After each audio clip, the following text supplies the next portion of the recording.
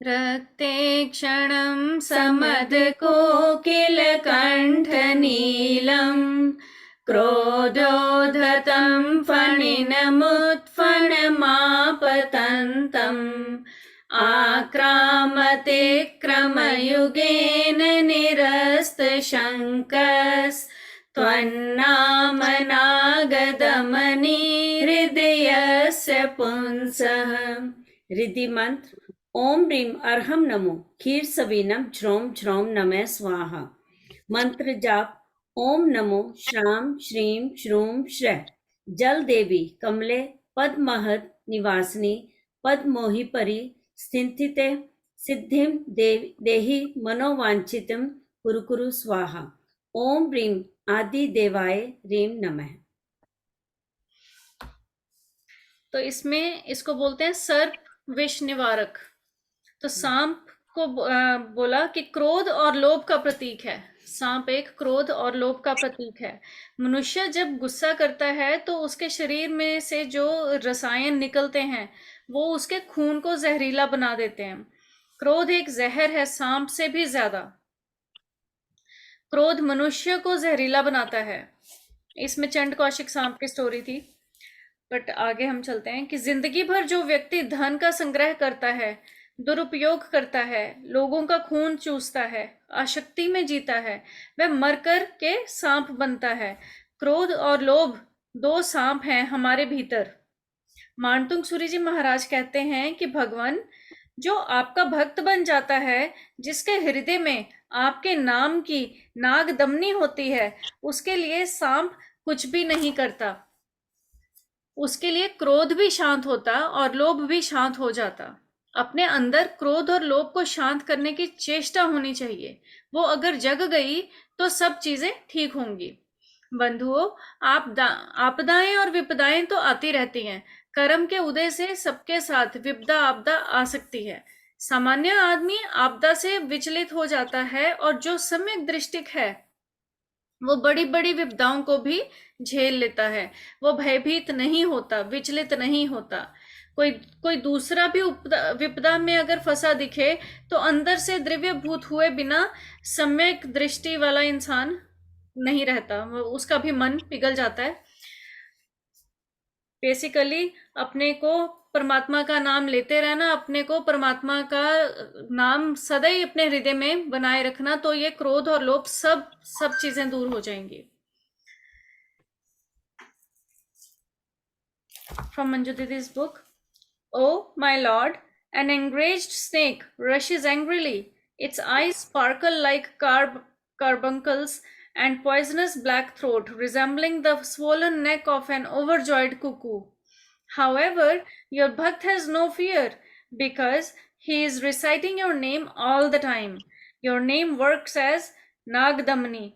Nagdamni is an ancient herb to neutralize the effect of snake poison. Your bhakt is aware of this, and hence, without any fright whatsoever, he crosses the cobra. The killer cobra becomes a tiny harmless insect before your bhakt. My God, I am not afraid of any such snake, but there is a most ferocious cobra in the form of anger in my mind. Please control my tongue of anger, which is ever ready to quarrel with others. Please protect me from the cobra of anger, because its single bite can destroy my age-old penance. The purpose and benefit of this shloka.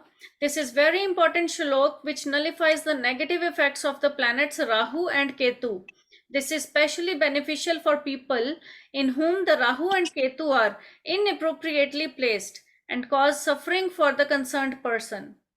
Chanting of this shloka is also very effective in people with Kal Sarp dosh and is useful in nullify the effect of snake poison. Hanging a painting or yantra of this shloka in the southwest direction of the house helps to solve court cases, legal problems, litigation, and also heals cancers and liver problems. Over to you, Kashmira Didi.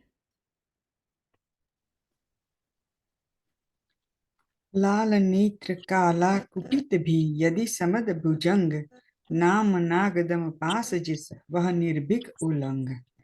हे भगवान, जिसके हृदय में आपके नाम रूपी नागदमनी यानी नागदौन औषध विद्यमान है, वह भयंकर काले नाग को भी निर्भयता से लांघ जाता है। Question answer.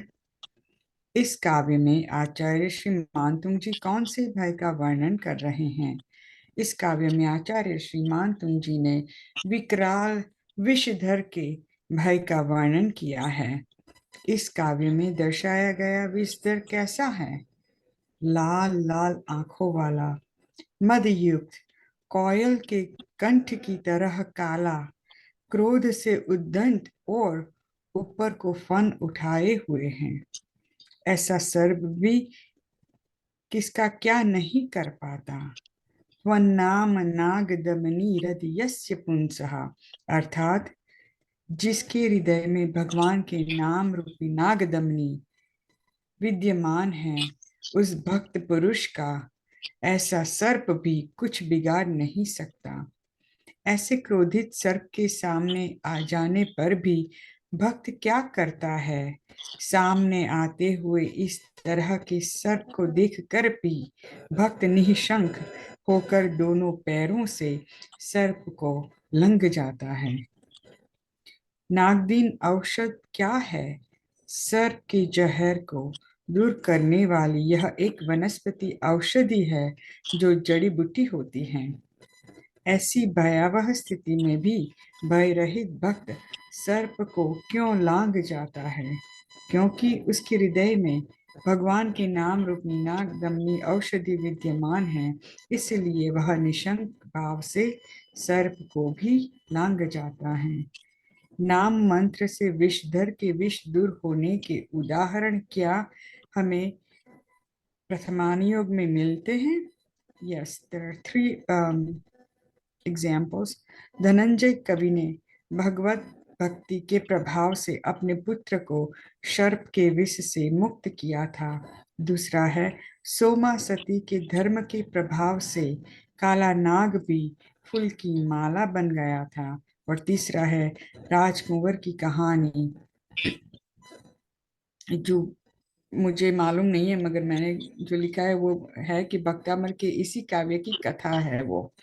सो मुझे मालूम है मंजू दीदी की बुक में वो कथाएं हैं, तो अगर कभी हमें टाइम मिले तो दीदी आप वो भी कथा सुना देना।